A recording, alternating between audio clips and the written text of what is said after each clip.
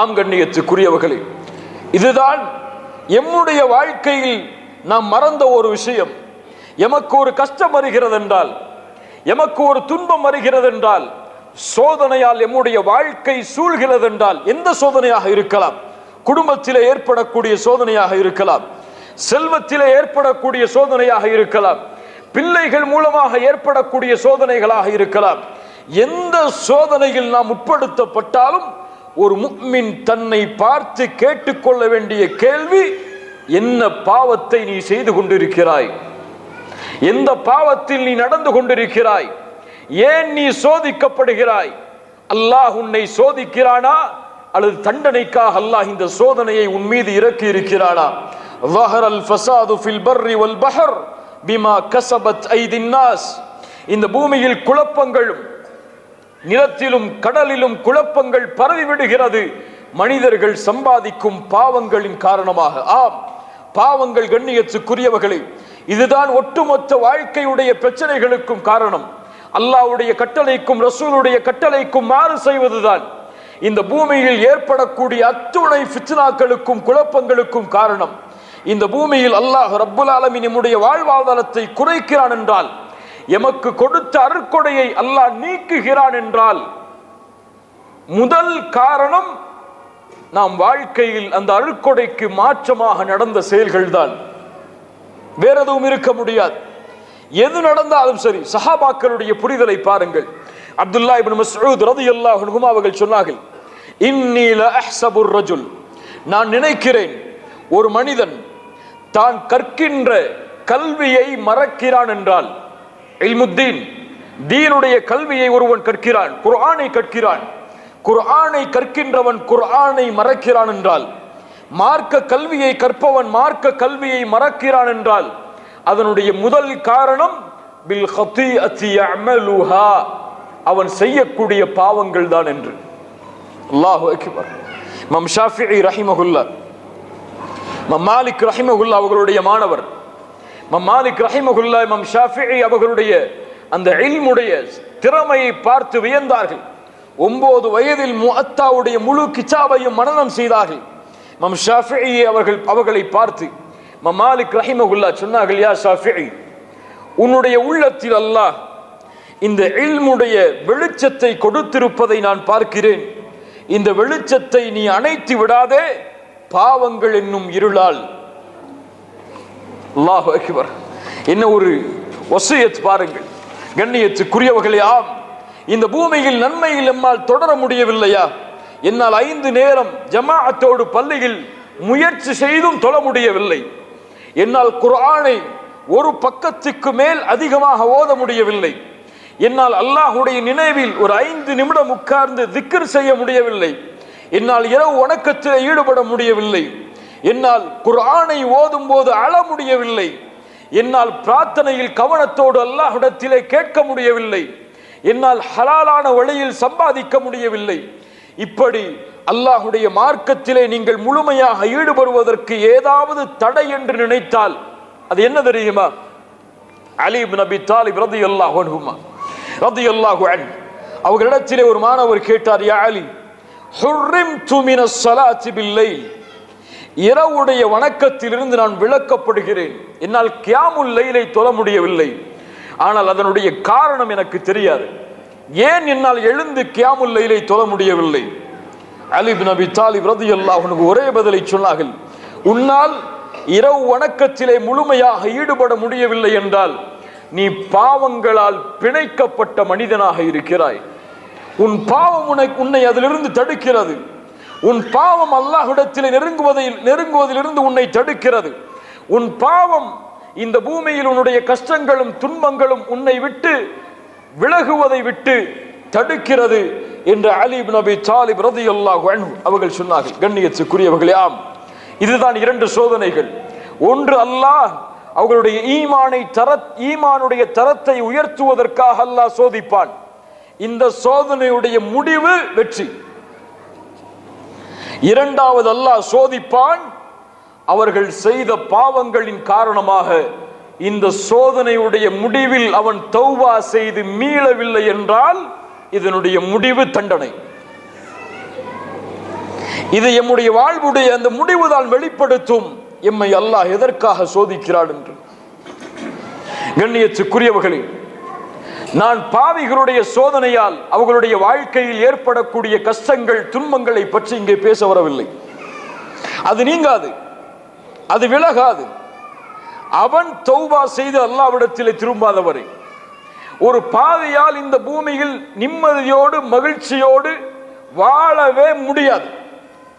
وَمَنْ أَعْرَضَ عَنْ ذِكْرِي فَإِنَّ لَهُ مَعِيشَةً ضَنْكًا. குர்ஆன் சொல்லுகிற தீர்ப்பு, யார் எம்முடைய நினைவை விட்டு விலகி வாழ்கிறார்களோ அவர்களுக்கு நெருக்கடியான வாழ்வை அல்லாஹ் ஏற்படுத்துவான். அவ்வளவுதான். அல்லாஹ்வுடைய நினைவிலிருந்து ஒரு மனிதன் தூரமானால் فَإِنَّ لَهُ مَعِيشَةً ضَنْكًا, இந்த பூமியிலும் கபரிலும் மறுமையிலும் அவனுடைய வாழ்வு நெருக்கமானதுதான். وَنَحْشُرُهُ يَوْمَ الْقِيَامَةِ أَعْمَى, நாளை மறுமையில் அவன் குருடனாக எழுப்பப்படுவான்.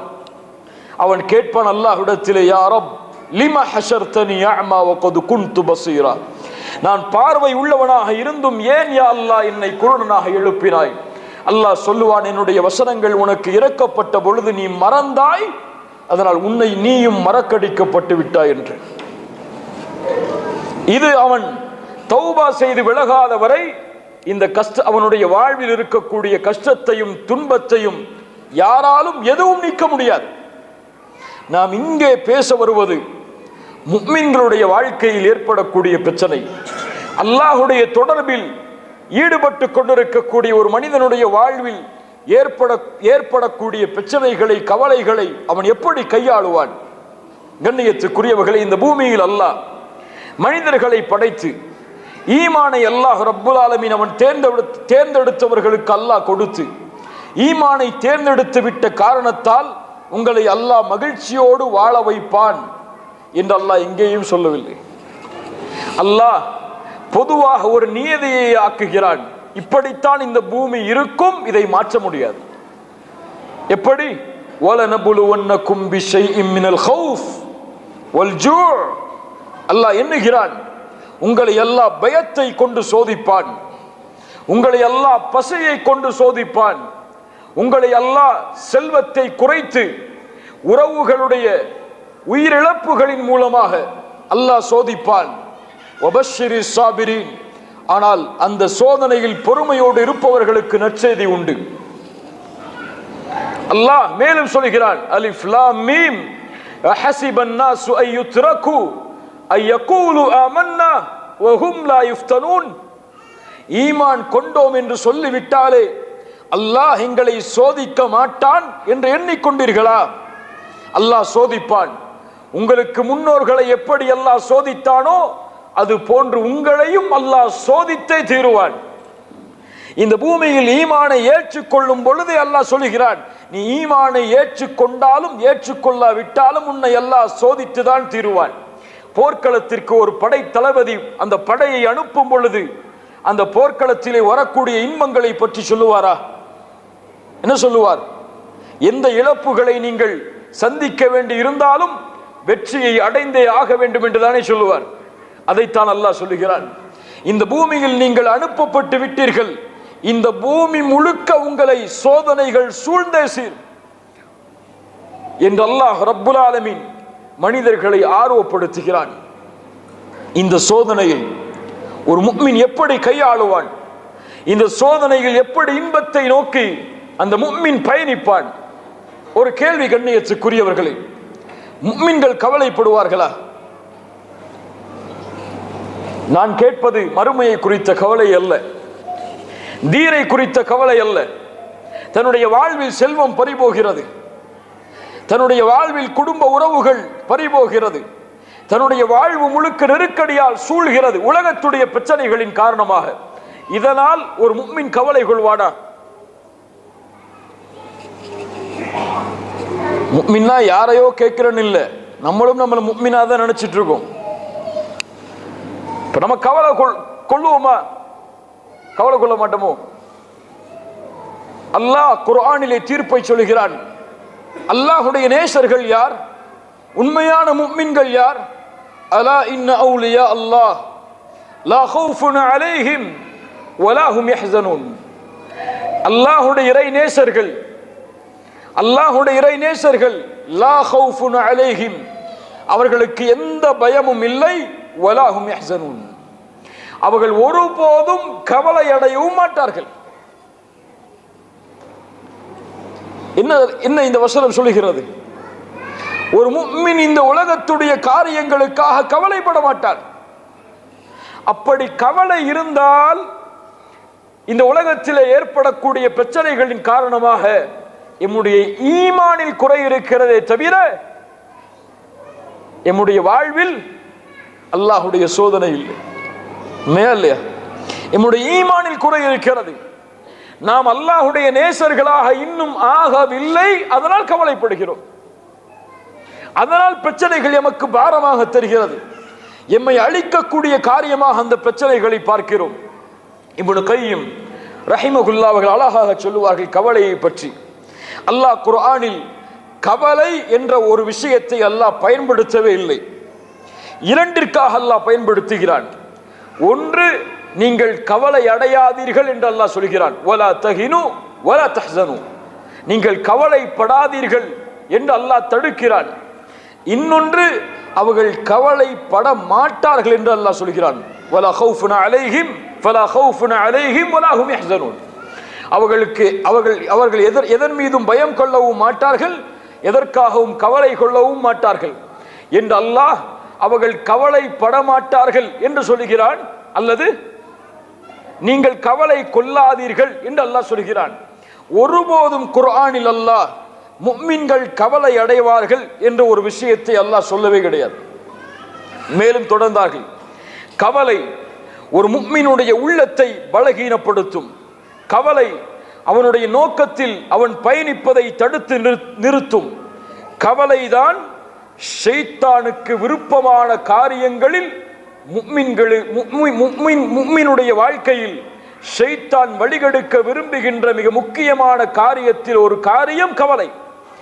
இதை அவனுடைய வாழ்க்கையில் ஏற்படுத்திவிட்டால் அவனுடைய நோக்கத்திலிருந்து, அவனுடைய வணக்க வழிபாட்டிலிருந்து, அல்லாஹோடு அவனுக்கு இருக்கக்கூடிய தொடர்பில் இருந்து அவனை நீக்கிவிடலாம் என்று ஷைத்தான் இந்த அமலை முஃமின்களுடைய வாழ்க்கையில் ஏற்படுத்துவதை மிக விருப்பத்தோடு செய்கிறான் என்று இப்னு கையிம் ரஹிமஹுல்லாஹ் அவர்கள் சொன்னார்கள். சொல்லிவிட்டு சொன்னார்கள், இந்த பூமியில் அதனால் கவலைப்படாதீர்கள், அல்லாஹ்வின் மீது நல்லெண்ணம் கொள்ளுங்கள், உங்களோடு அல்லாஹ் இருக்கிறான், அல்லாஹ் கொடுத்ததை கொண்டு திருப்தி அடையுங்கள், மகிழ்ச்சியோடு நீங்கள் வாழ்வீர்கள் என்று இப்னு கையிம் ரஹிமஹுல்லாஹ் அவர்கள் சொன்னார்கள். புரியவர்களே, இந்த கவலைகள் நீங்க அல்லாஹ்வுடைய தீன் சொல்லுகிற சில வழிகளை எமக்கு முன்னால் முன்வைக்கிறேன். லா தஹ்ஸன் இன்னல்லாஹ மஅனா, லா தஹ்ஸன் இன்னல்லாஹ மஅனா. இந்த பூமியில் பொருளாதாரத்தில் பிரச்சனையா? லா தஹ்ஸன் இன்னல்லாஹ மஅனா. இந்த பூமியில் உங்களுடைய குடும்ப வாழ்வில் பிரச்சனையா? லா தஹ்ஸன் இன்னல்லாஹ மஅனா. யார் சொன்ன வார்த்தை இது? யார் சொன்ன வார்த்தை? இத் ஹுமா ஃபில் கார், இத் ஹுமா ஃபில் கார் இத் யகூலு லிசாஹிபிஹி லா தஹ்ஸன் இன்னல்லாஹ மஅனா.